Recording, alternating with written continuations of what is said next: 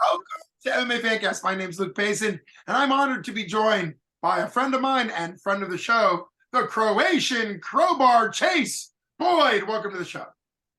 How you doing, bro? Doing very well. Probably not as well as you're doing. You got a 20-second knockout over Des Ford at Brawl in the Burgh, 17 for 247 fighting championships last night. Let's pause on the fight because 20 seconds will go quick. You can watch the entirety of your video up on your Facebook page. So I'm sure a lot of people are seeing it because 20 seconds isn't long. Let's talk a little bit about. I mean, if you ask some people, that's like average.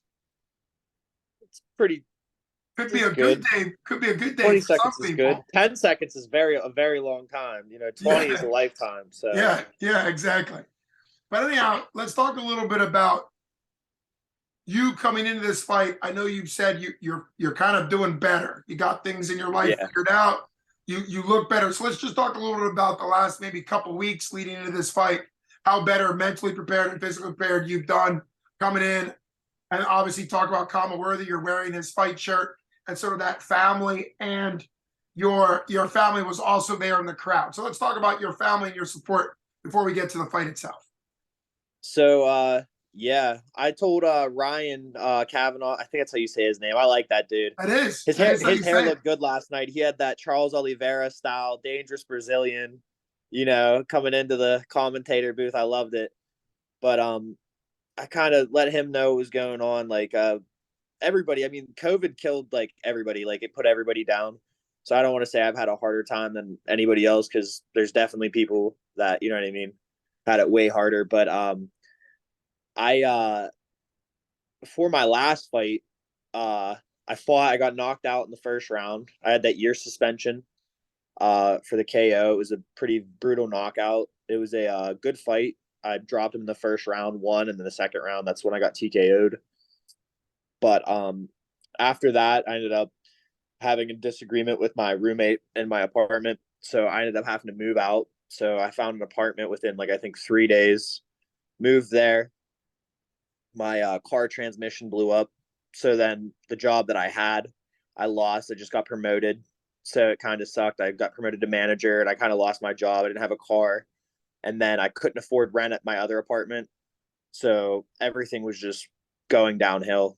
And I was already on a downward hill spiral, I'd say.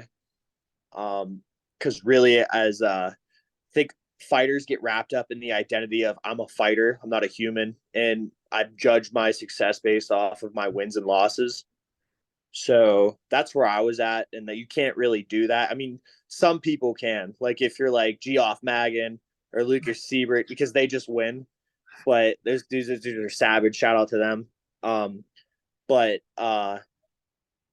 yeah, I just had to look at myself and take a step back. So back in July, I admitted myself to the hospital. Something I want to be open with, because even now when I tell like older guys and stuff like that I went into the hospital and need mental help, they kind of judge me sometimes, but a lot of people were like supportive of it. But it was probably the best decision I ever did. I stayed for a while there, learned a lot about myself. It helped my confidence. And then as soon as I got out, I started training heavy grappling again. It was rough though, because I didn't have a car, so I'd have to get rides to jiu-jitsu. The gym was like 10 miles away. So I'd walk to work 2 miles there, 2 miles back, like snow and rain, saving money for a car. And then yeah, man, it was brutal. And then eventually I got my car and I got to start training back up at the academy again. And Craig Perry, Chris Deep, Kama Worthy, Shaka, everybody up there, Master White Fang, they were just all there for me. I really needed that. And they really are my brothers, and that's what kept me really strong.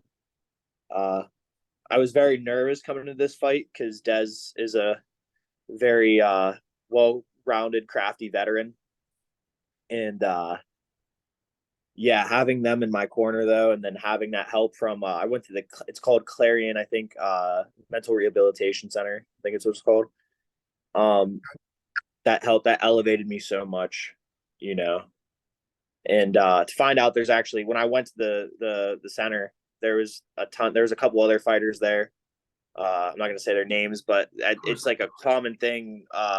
You know what I mean? Like just people being depressed, people being down, and just need a break or just need to talk to somebody, and it helped. And literally the week I got out, Patty Pimblett had this speech about his friend that passed away due to suicide, I believe, and he was just like, I'd rather have my mate crying on my shoulder than be at my mate's funeral. So, um, yeah, Craig sent me that too, and it kind of, but Craig's one of the best teammates I've ever had.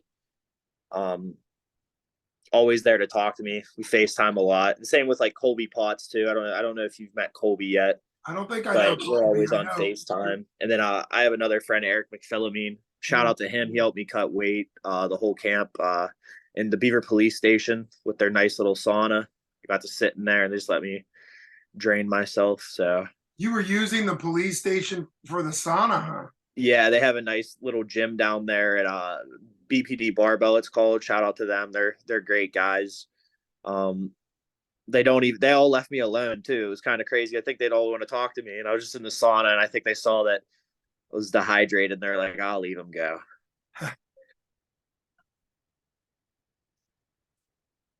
But just the overwhelming support from my family and friends and training partners and team was just great. And I think really that's what propelled me to get that 20-second knockout. 20 was Kama was telling me in the back, he said, you need to spar like you fight. And I think I did that very well. I obviously saw a bunch of mistakes, even though it's 20 seconds long. There's more stuff. There's a lot of stuff I need to work on. Like I was throwing naked kicks, and that was more of an ego thing.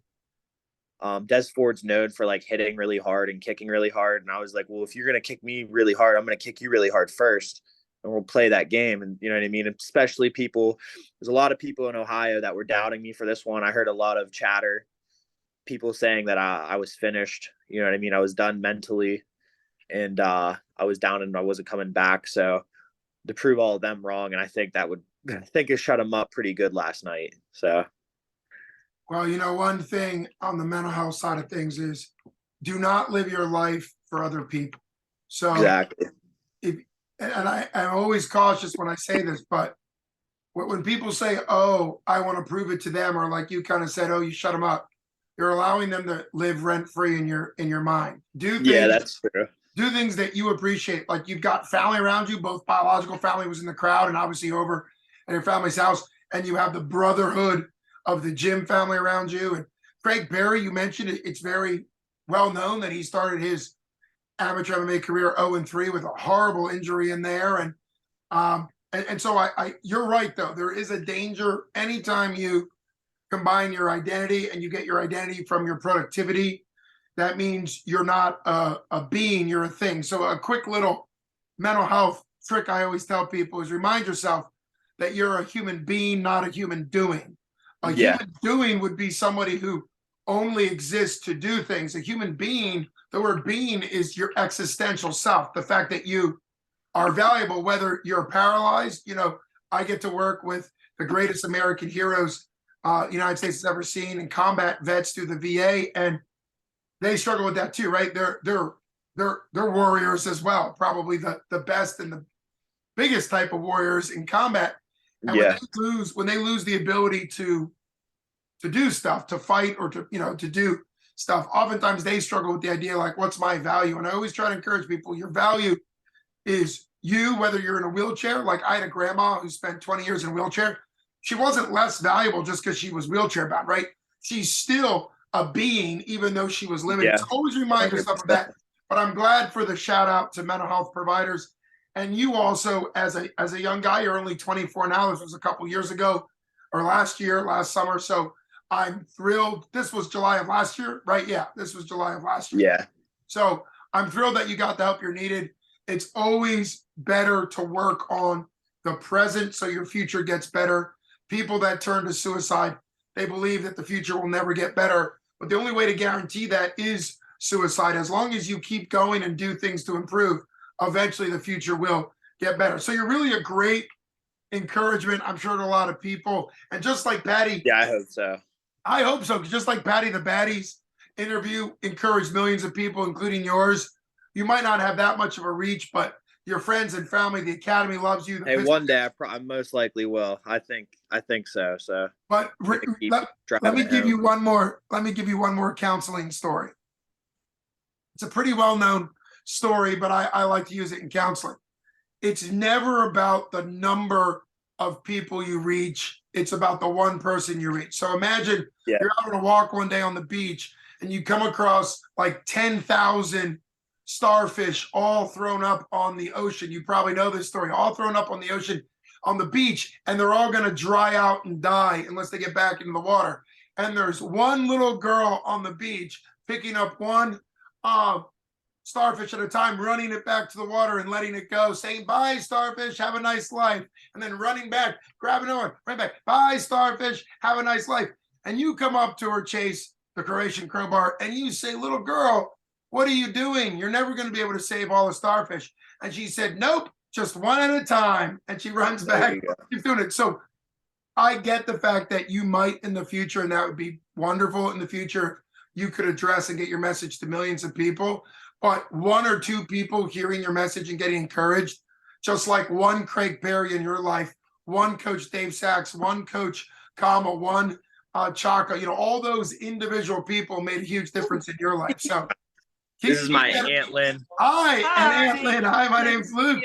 Welcome to MMA Fancast. We won't keep him too much longer. So for you got this win. We hope, we wish the best and hope that Des recovers quickly. He was disappointed. Obviously, like you said, he's a veteran of the game. He does it because of the love of the sport. But now that you're feeling better put together and more balanced between your real life, who you are as a person, and your fight life, I'm not even going to ask you what's next for you. I just want you to kind of focus on continuing that balance. Once you get matched in the future, I can't wait to have you back on. But always pick the health of you over your fight career, and that'll help both in the long term. 100%, brother. Always great having you on the show. It was nice to have this mental health great seeing you. moment. Great seeing you. Incredible. It really does make me happy. The couple times I've been able to interview in the cage after a win, you're just so. I think we're the only two that hug.